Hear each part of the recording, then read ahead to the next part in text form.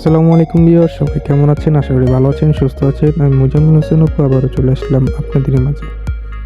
আজকে সকাল সকাল উঠে চলে গেলাম ফার্মে গিয়ে পাখিগুলো দেখলাম কেমন আছে, সুস্থ আছে নাকি।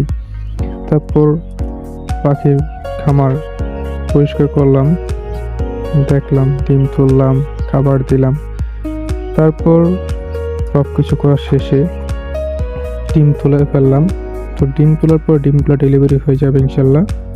তারপর চলে গেলাম ছাদ বাগানগুলো দেখলাম, গাছগুলো ঠিক আছে কিনা। শীতের সকাল খুবই ভালো লাগছে। সবাই ভালো থাকবেন, সুস্থ থাকবেন। আসসালামু আলাইকুম।